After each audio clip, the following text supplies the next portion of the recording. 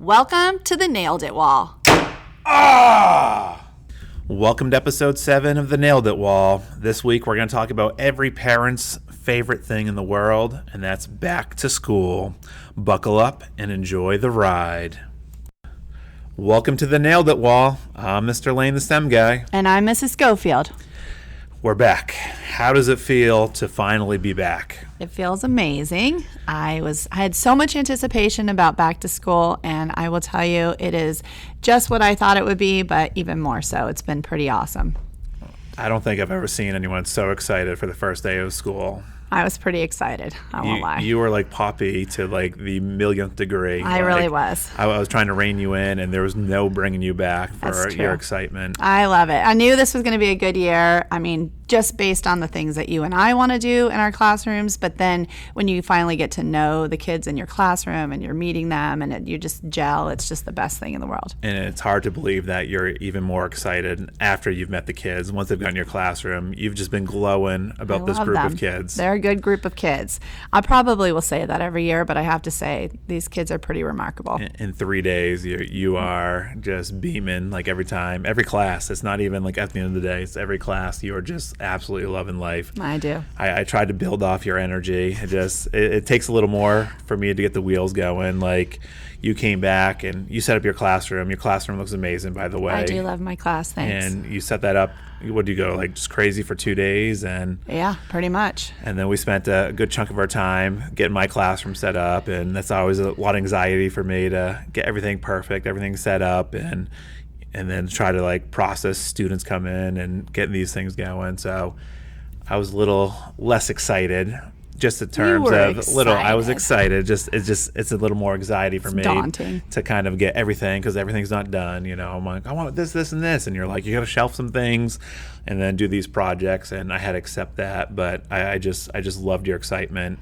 Your day 2, you were a little tired on day 2. I was super tired. Even just my voice, I apologize. It's a little bit rough. You know, 3rd year, I have the same problem back to school. I don't think I talk a lot any more than usual. I'm pretty loquacious, but every year. Vocab word. But every year I lose my voice around this time, and I sound horrendous. So I apologize, but it's just all part of my process. I'm not gonna lie, you're sounding a little rough today, I know, but you're gonna have to rally. Yeah, you're gonna have to rally. And I know you will. So we had the 3 days, and I think I could have sworn like we had 4 days or a full week last year to kick off the year. People are confused. Everyone I asked, I'm like, "Do we have a full week last year?" By Friday, the teachers, I felt like they're like, "This is a perfect break." I think the kids are ready for the weekend to come, and then we're rolling into our first full week tomorrow. Sort of full week, right? Because then it's our first legitimate with this new schedule with the Friday that has the early release. So that'll be a learning experience for all of us because we haven't had that yet. Yeah. So we always start off every episode there. So we're excited to be back. We're so excited to be kind of documenting the things that we do in the classrooms, what we enjoyed this past week, the things that, finally our podcast is going with students in the classrooms and sharing our experiences and the things that we do as teachers and the things that we love. So have you nailed it this week?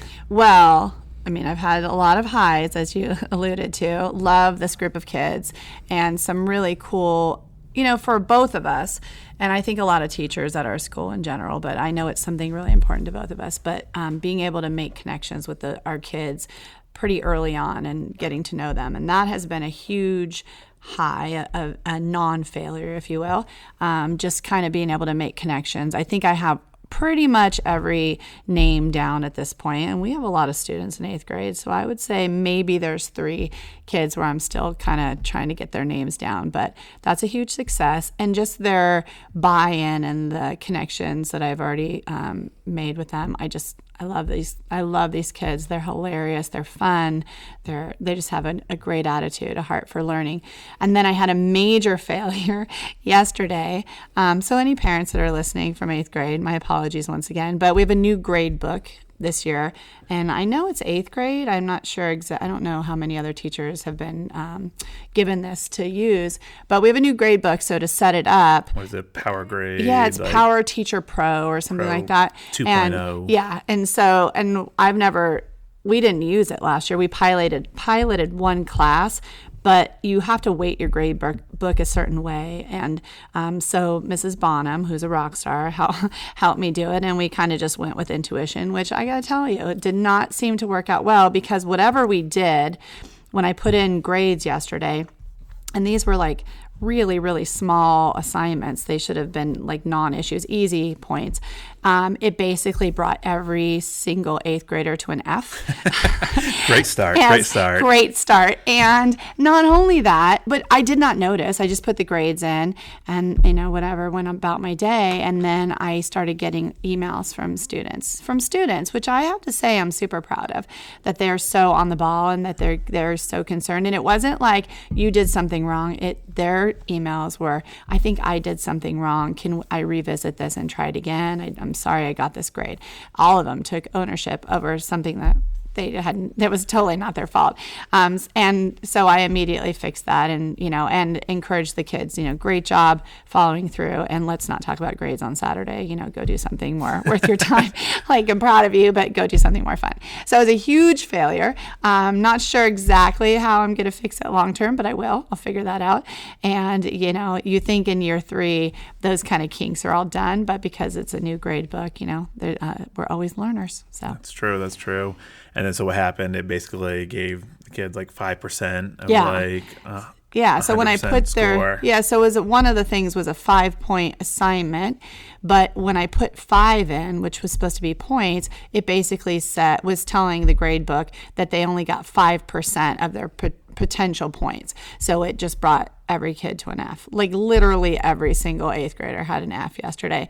And so there's pandemonium in the streets, but it's all worked out. You nailed it. Yeah. So the good news is the huge growth this year. Yeah. So I had a lot of kids that go from F students to A's. I mean, it's remarkable, the growth that I saw this year. So I nailed it. You're crushing out of the gate there. Yeah. So I'm proud of you, partner. I think my biggest thing to start off the year was, I remember Courtney Craig, who teaches at Legend Springs. She went to one of the Google Level 2 trainings, and they had like the Google My Maps, and it wasn't opened at the time. And then Dr. Chunis, who works at the district office now, worked on getting that opened up. And I was like, I'm going to start the year off. You want to hear about the kids' summers, but then you have 30 kids in there, just kind of, you hear from 5 or 10 kids. And then I was like, I'm going to start off the year with Google My Maps, and where they could kind of point, they could measure with the ruler tool exactly everywhere they went, their round trip distance, and they could put pictures in all these different locations they went. So I made them point out 7 to 10 things, and so within minutes we were working on Google My Maps, and these kids were painting these awesome pictures of things they did, conversations, this one town in Oregon these 2 kids both went to. That's I'm so cool. How random is that? Is this and so it's kind of cool. And even Sam's the places Sam went this summer, just seeing that visual, he was telling me all the families that own these different camps, and I was like that's so cool there. So definitely using My Maps, and we were trying to talk about how you could use that with locations of scientists, and how you could bring that into the science classroom. But I absolutely loved starting my year off with My Maps there. I mean, as any parent, teacher, you understand the highs and lows of the first day. The first day, you're taking pictures, you're so happy. Day 2 rolls around, people a little less happy, a little slower moving, getting out of bed. I mean, my daughter, she had dance on Thursday, and her tights didn't go on right. She just imploded there. Ryan was, like you said, he was holding together all week with a new teacher, and he said something, and then I probably said something not the right way, and he imploded on Friday. It just led into this. We're back into it.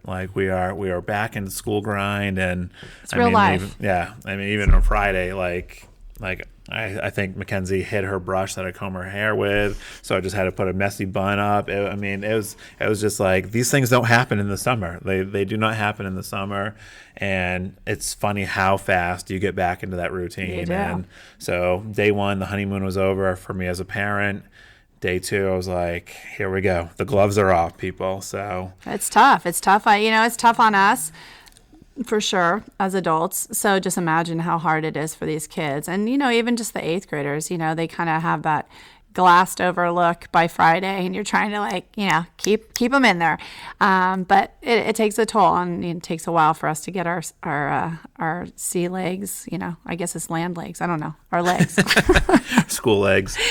Well, with that being back, it's so exciting to kind of see Amazon's doing this new thing. So cool. I think someone that used to be a teacher spearheaded this, then now she works in corporate America. So there's a hashtag going on around called Clear the List. If you're an Arizona teacher, we encourage you to use hashtag Clear the List AZ, Clear the List Arizona. I think the Today Show is going to be running a big segment on this tomorrow. I could be wrong.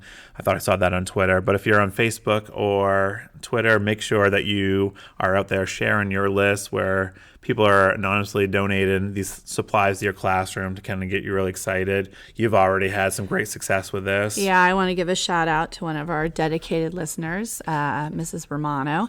And, you know, we did in our staff meeting right before school started. We had a lot of meetings right before school started. But one of them, our principal had kind of brought this to our attention. We were doing Donors Choose, and then another teacher actually told Mrs. us Bio, about Garcia. Told us about Clear the List, which was awesome because I don't think it was on very many people's radar. And so we took a moment right then and I'd never heard of it. Never I was heard so of excited. It. Yeah, it was we so started cool. working on it We that did. instant. And you know, for you and I, like the things that we want for our classroom, we're very, very fortunate to have access to some basic things, but we kind of do things a little different, you know, and so there's some innovative things that we've had to table that we really want to bring into our classroom. So this is definitely, it's a wish list, you know, this is something that's saying like, I really wish I could have this for my classroom because I know there's potential to be able to take these things and bring student engagement and learning to another level. And so I was very, very, very grateful for the first donation from the Romano family, and we're going to be doing screen printing, which is something you and I have been dying to try. We just looked at the kit. Oh We were my like gosh, so excited. So cool. So pumped about it.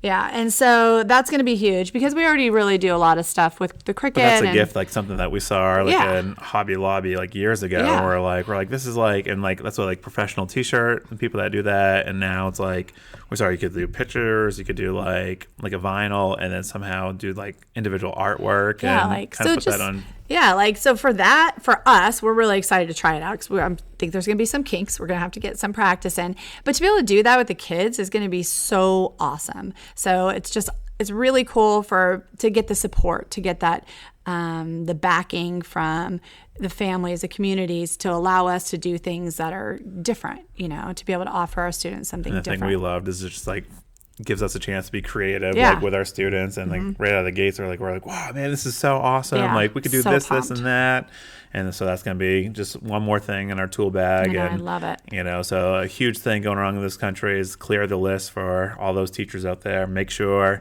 you're out there, you're sharing every day on your Facebook page, you're sharing on Twitter. Clear the List is taking the country over, and like what a great way to start the year off. I mean, just even seeing that set, you already have the set. Like we've been in school for 3 days, and like you have it in your possession. Well, and the coolest thing was one of the students brought it in. So I guess he's been helping out in the office, and he brought in this huge box from Amazon, and we had a break in what we were doing, and so he was so dying to know what was in this box. So I'm like, well, let's open it up. So we did it as a class, and it was like this really cool moment, and the kids were oohing and ahhing, and they're like thinking of all the possibilities, and I just love that. It was that's the thing. That's something that's going to benefit our class. Like it's not for teachers. These are things that we're trying to bring to our class to like, you know, for our classroom, which is just the coolest feeling. I loved it. Yeah. And like with that being said, like we're always looking for, you know, unique opportunities, things that kind of happen. And another highlight that happened to me last week over the summer, I found out a parent actually brought this to Mrs. S. Smith in second grade, and it was about GE's like big initiative for like the future of these students with 3D printing and manufacturing and kind of creating these things. So they're doing these things where they're giving monoprice 3D printers to all these teachers like all over the world, and they're kind of creating this whole cloud thing where kids can create things, upload their designs, or if people purchase them, the money goes back to the school. So I'm super excited about doing this. I was selected to have one of those 3D printers. So now we have two 3D printers in the makerspace. So we have a MakerBot replicator and then the monoprice. It is seriously adorable. It is. It's adorbs. It is. I said. like you said, I love the abbreviation. And me and you now, like, it was just like, we're like, I didn't get a chance to open it on Friday. Ryan was having a meltdown. So I had to bolt out of here, but I was so excited. You're like, let's plug this thing in. Let's get this thing going. And we would be so like overwhelmed back in the day. And then now, like, we've got this thing out. We've already printed with it. And it's just so exciting that now we have two 3D printers in the makerspace. And I feel like we're becoming 3D printer masters with setting things up, knowing what to do, like how we want things to look. And I'm just excited that a parent brought this to a teacher, and teacher sent it to me. And, it's just like, me and you love grants. We love filling things out, and you love those surprise gifts. And like, when someone dropped it off to me, I'm like, oh my goodness, another 3D printer. I was so geeked up to start my weekend, and we're so grateful. We are. And we always say, like, our big motto is, like, make the weeks better. We always say we want weeks get better and better. This week to be better than the last. And we started off with a great week, so really we're gonna have an epic week ahead of us there. That's right. And as we go into this new school year, what are our biggest goals this year? I mean, we had a pretty epic year last year, and the thing I love that we do is, like, we're so excited the podcast is up. I mean, oh my gosh, so excited. That was like something that we just been talking about, like the screen printing, something that we like, just had our heart set on for years and years. And we just kept tabling it. And last year, going through the whole Google certification, going through level 1, level 2, the trainer. What are our big goals for this year? Well, I think that we're both very much on the same page for wanting kids to have ownership this year in certain things. So bringing some challenges to them. We have the engineering. What is it? What is that one called? Engineer of the Future from Facebook, or Engineer of the Week. Of the week, right? Yeah. So stuff like that. And then, I know I see your congressional app challenge all over the place. And then innovation or Technovation. You're going to do with the Moxie Girls. Yeah, with the Moxie Girls. And then the podcast is huge. Did you ever send out that tweet? Like, I am Technovation? I'm going to. I'm going to do that. Partner. Yeah, I'm going to get on that. Yeah. So those are the things, I just want to, and then, the Samsung thing.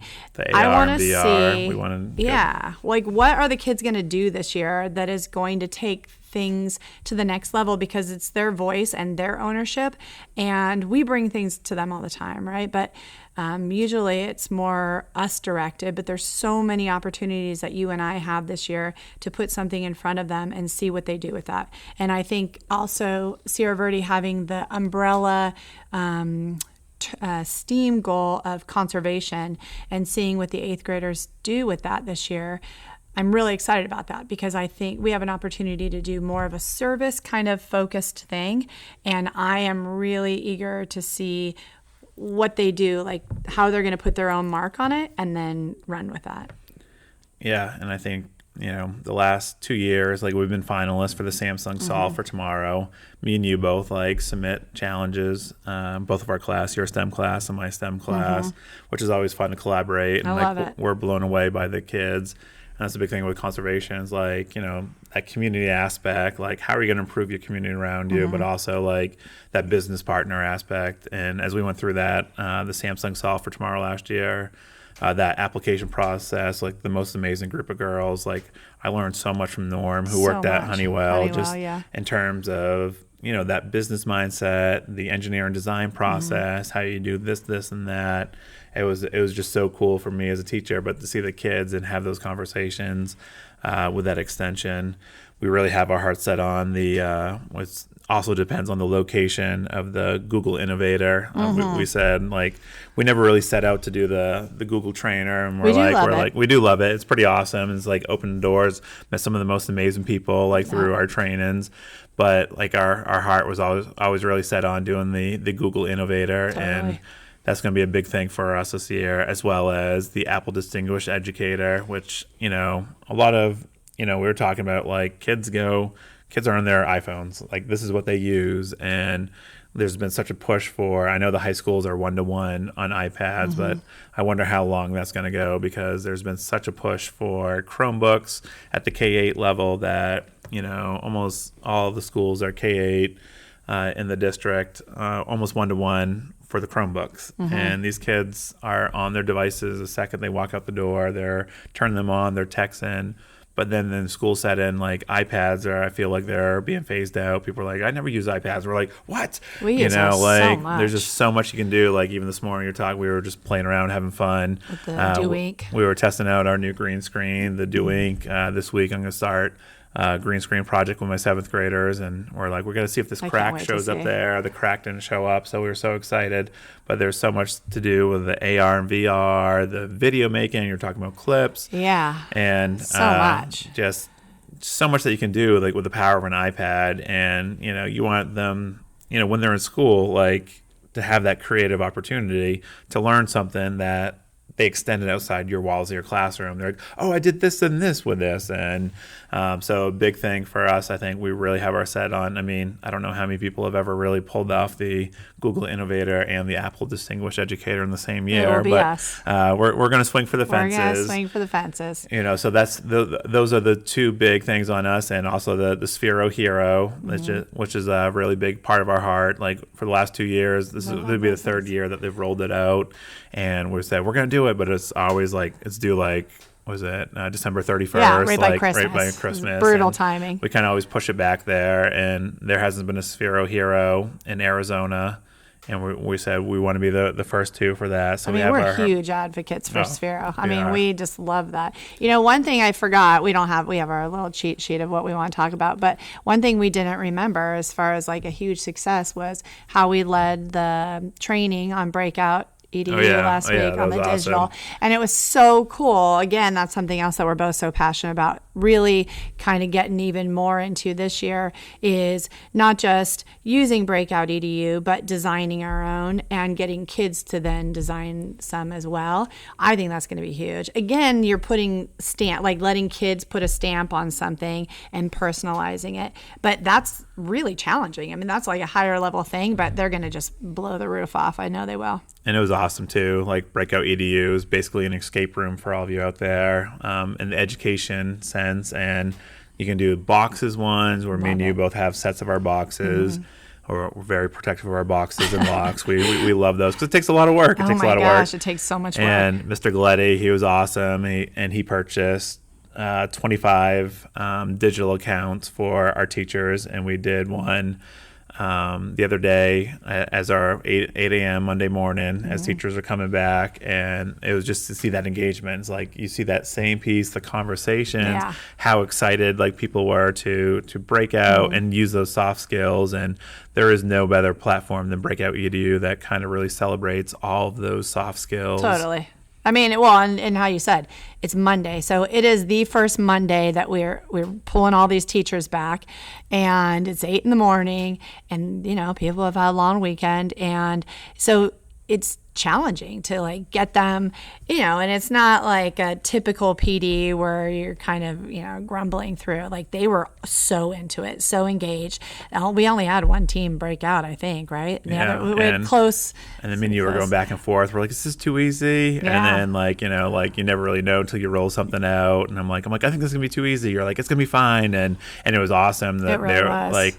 Just teaching teachers how to use Control Plus and Control Minus to make things bigger and smaller. I think that kind of blew their minds there. Well, and just even the fact that after we finished that training, teachers immediately were already in line to get their subscription. Like they wanted that. So they not only enjoyed it, but they're saying, I would really like to bring this into my classroom. I think I see value in this. And they would immediately be, because it's a risk, We're asking teachers to step out and try something new. So the fact that they were immediately all in was just the best. I love that. No, it was awesome. And, for us, we're always trying to raise the bar for our students, and we're always looking for the newest opportunities. Someone from Project Lead the Way just sent me the APS grant for the Phoenix Suns, and you're like, we got to get that done. We got to get that in. You're like, I don't know what we're going to go for, but we got to get that in. We have a million things on our wish list. So we're, every year, for us, I feel like we do a good job, and I always say how fortunate we are. We get to do these things together, and we get to brainstorm and feed off each other. So I'm always thankful for your friendship as a teacher, because we get to do these things together, and I love the things that we get to do because it impacts students immediately. Hugely, the things the 3D printer showing up and the screen. What's it called? Like the bullet Yeah, screen? it's a speedball screen printing, I think is what it is. Like these are things that, you just want to introduce the kids that they're going to take it outside the classroom and do some pretty amazing things with it. Well, and you never know what doors that'll open up to them, and spark for them as far as their future, which is, kind of what we're doing. Yeah, and we just have fun. We love what we do. We're so excited, and those are our big goals for the year. And I'm sure, and we were talking that, we just have no clue what's going to come up for us or different opportunities, and those are the things that we love about the school year. And it's nothing mundane about being a teacher. Like, you just never know what's going to happen next. And with that, we're going to close on this. Do you want to talk about your Sphero battle bots a little bit? So we both love Sphero, and we both do. Which is Sphero's like this round. It's a ball robot. It's a ball robot, which is just so advanced. And we love them so much that we've already graduated to the next level of Sphero, because we basically had to retire our first round because we put Spark them to work. Plus, yeah. We both have a set of bolts. Yeah, we both got a set of bolts through grants, and we're very, very fortunate. So, we both do battle bots, and we do it very differently, and we do it differently intentionally so that the kids, where we have overlap, they're getting a completely different experience. So in your class, you do like a set amount of supplies, then they have to design it within those constraints, which is awesome. But I knew that a lot of kids had already had that, so I didn't want to duplicate that. So in my class, basically they can use pretty much any materials that they want, with the understanding is they're going to have to, they're competing to make it agile, able to move around, kind of speedy, because if it comes down to it, it goes to a race at the end, and have an offense and a defense. And I didn't get to tell you this, but I was talking to these girls about their design, and I said, this looks like it has a pretty good defense. It looks like it'll protect itself well, but I want you to go back and see what you can add for offense. And they were like, okay, and they came back like, I don't even know, 3 minutes later, and they said, we were too embarrassed to ask you, but what does that mean? What is an offense? So we kind of talked about okay, so what's your strategy and all that. But there's stuff that they've made, and I've done this every year now.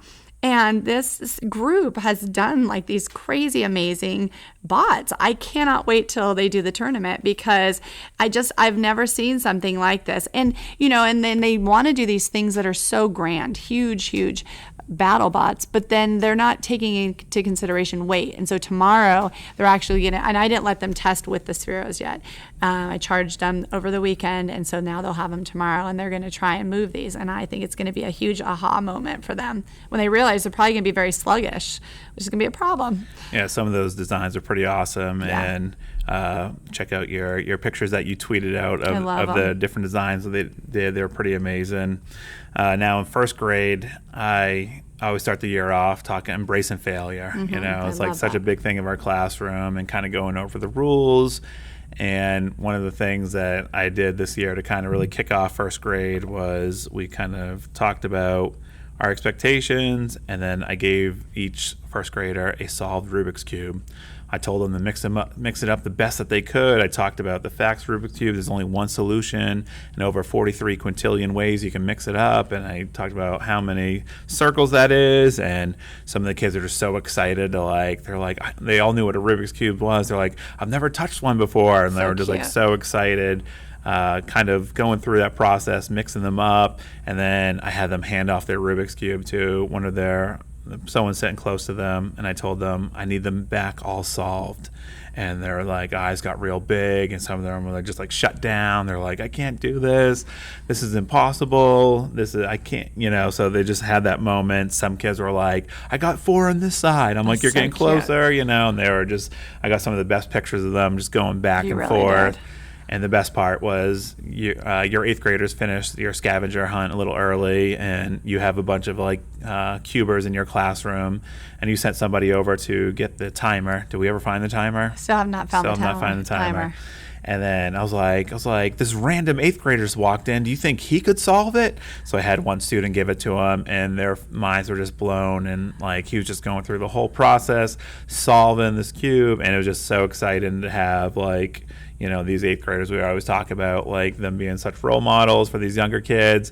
And I'm like, when you see him, you make sure you give him a high five and tell him that he solved it.